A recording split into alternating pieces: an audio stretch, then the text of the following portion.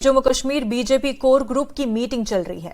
इस मीटिंग में कई अहम इश्यूज पर चर्चा हो सकती है, खासकर जम्मू कश्मीर असेंबली इंतखाबात पर इस मीटिंग में बात हो सकती है।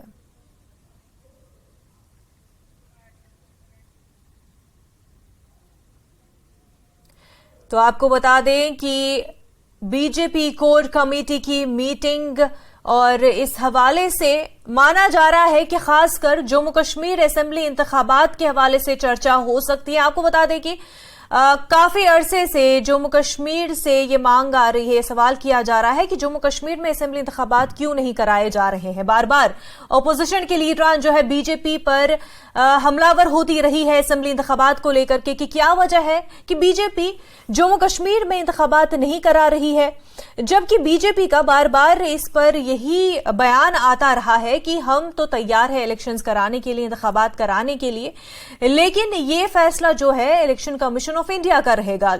आखिरी जो फैसला है, डेट कब होगा कब नहीं होगा, ये फैसला इलेक्शन कमीशन का है। लेकिन ऑपोजिशन लीडर चाहे वो पीडीपी हो या फिर नेशनल कॉन्फ्रेंस और कांग्रेस, सबका ये कहना है कि बीजेपी जो सेंट्रल गवर्नमेंट है वो चाहे तो इंतखाबात करा सकती है, लेकिन वो कराना नहीं चाहते हैं क्योंकि वो डर रहे हैं। जम्मू कश्मीर में उनको हार का डर है, यही वजह है कि असेंबली इंतखाबात नहीं करा रहे हैं। लेकिन इसके बावजूद बीजेपी का हमेशा ये बयान आया है कि हमने रूट लेवल पर, बूथ लेवल पर जाकर अपने कैडर को मजबूत किया, हम बिल्कुल इलेक्शन के लिए तैयार हैं।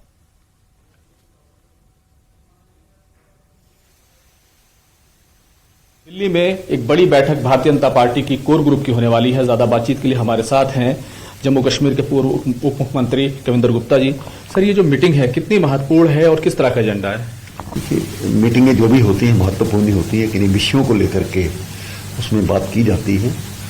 तो स्वाभाविक बात है कि जम्मू कश्मीर में जिस प्रकार से अमन चैन शांति अभी आई है, अब आगे का जो प्रोसेस है वो भी जारी करना है। उस कारण से समय समय पर हमारे जो लीडरशिप है वो हमें बुलाती है, तो उसी संदर्भ में ये बैठक की जा रही है। किस तरीके से हम देख रहे हैं कि जम्मू में विशेष तौर पर, कश्मीर में भी विशेष तौर पर जो पॉलिटिकल पार्टियां हैं वो काफी जोर लगा रही हैं। एक पार्टी से दूसरी पार्टी में जो लीडर्स हैं वो भी काफी शामिल हो रहे हैं। तो चुनाव को लेकर के किस तरह की तैयारियां आप लोगों की हैं? क्योंकि जो अभी के देखें, हालात देखें तो जम्मू कश्मीर के हालात में बहुत बेहतरी आई।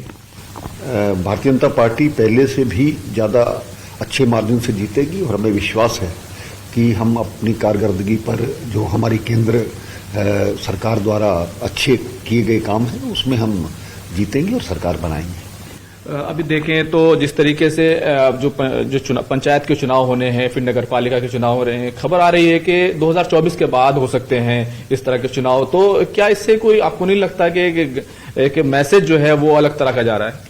ये ऐसा नहीं, अभी जो चीज अभी तय नहीं है उसके बारे में इस प्रकार से करना, प्रोसेस जारी है। अभी जो लिस्टें जारी करना, उसके बाद नए वोटर्स बनना, ये सब चीजें हुई हैं। तो जब भी इलेक्शन कमीशन या स्टेट इलेक्शन कमीशन इस पर अपनी राय देगा, नोटिफिकेशन जारी करेगा, सभी पार्टियां इलेक्शन लड़ने को तैयार हैं। तो मुझे लगता है कि हम क्योंकि आपकी जानकारी के लिए पूरे देश में 13 बार इलेक्शन हो गए असेंबली के और लोकल बॉडीज के, लेकिन हमारे जम्मू कश्मीर में 4 या 5 बार इलेक्शन हुए। तो हमने पॉलिटिकल प्रोसेस जो बनाया है, 73rd 74th अमेंडमेंट्स को लोकल बॉडीज में और पंचायतों में लाया है। जम्मू कश्मीर के लोगों ने पहली बार जिला परिषद क्या होती है उसको जाना है। तो हम तो लोकतांत्रिक प्रक्रिया में विश्वास करते हैं। तो अब भारतीय जनता पार्टी की केंद्र सरकार ने उसको वहां पर लागू किया है। बीजेपी कितनी आश्वस्त है कि जब वो चुनाव में जाएगी तो पूरे तौर से न सिर्फ मजबूत होगी, और दूसरी तरफ से जो नेशनल कॉन्फ्रेंस कांग्रेस पार्टी जिस तरीके से लगातार कह रहे हैं कि बीजेपी को चैलेंज कर रहे हैं लगातार कि चुनाव में आइए, चुनाव में आइए। देखिए, बीजेपी का डर उन्हें कहीं ना कहीं सता रहा है, तभी उनका गठबंधन बना है आपस में। इससे पहले वो लोग सरकारों में रहे हैं, अलग अलग लड़ते थे। आज ये साफ जाहिर होता है कि बीजेपी का डर उनको कहीं ना कहीं है। बहुत बहुत शुक्रिया। तो साफ तौर पर आज की बैठक जो है वो बहुत महत्वपूर्ण है, और देखा जाए तो किस तरीके से जम्मू कश्मीर की जो परिस्थितियां बेहतर हुई हैं और आगे का पॉलिटिकल प्रोसेस क्या होगा उसको लेकर के कोई बड़ी घोषणा की उम्मीद तमाम लोग कर रहे हैं। उम्मीद की जानी चाहिए कि जम्मू कश्मीर की जो आगे का प्रोसेस है, जो पॉलिटिकल प्रोसेस है, उस पर कोई कितनी बड़ी घोषणा होती है वो देखने वाली बात होगी। खुर्रम, ये बताएं कि इस मीटिंग में माना जा रहा है कि असेंबली इलेक्शन के हवाले से अहम फैसले हो सकते हैं, बातचीत हो सकती है, तो इस वक्त आपको क्या कुछ अपडेट मिल रहा है इस मीटिंग के हवाले से? ये बहुत ही अहम मीटिंग है और आप समझ लीजिए कि किस तरीके से चुनाव है या फिर भारतीय पार्टी के राज्य अध्यक्ष नेता हो, राष्ट्रीय अमित शाह है और जम्मू कश्मीर के तमाम बड़े लीडर हैं, तमाम बड़े चेहरे हैं, चाहे वो रविंद्र रैना हो या फिर गुप्ता हो, तमाम कविंदर गुप्ता हो, तमाम हो और डॉक्टर केंद्रीय मंत्री जितेंद्र सिंह हो, जो तमाम लोग हैं वो इस मीटिंग में शामिल हैं। और अगर देखें जिस तरीके का माहौल रहा है, इस माहौल को अगर आप जिस तरीके से देखें कि किस तरीके से जम्मू कश्मीर में चुनाव को लेकर के लगातार सियासत हो रही है, विपक्ष लगातार दबाव बना रहा है कि जब जम्मू कश्मीर में सब कुछ ठीक है तो आखिर जम्मू कश्मीर में चुनाव क्यों नहीं होते, तो ये एक बड़ा मुद्दा बनकर उभरा है। और साथ ही साथ जिस तरीके से, हालांकि अभी जब मीटिंग से पहले हमारी बातचीत हुई थी उसमें एजेंडा साफ तौर पर जो है साफ नहीं था, लेकिन जिस तरीके से तमाम लोगों को जम्मू कश्मीर के तमाम नेताओं को यहां पर बुलाया गया, उससे साफ है कि एक कोई बड़ा जो है मैसेज और बड़ी जो मुद्दा है उस पर बातचीत की जाएगी।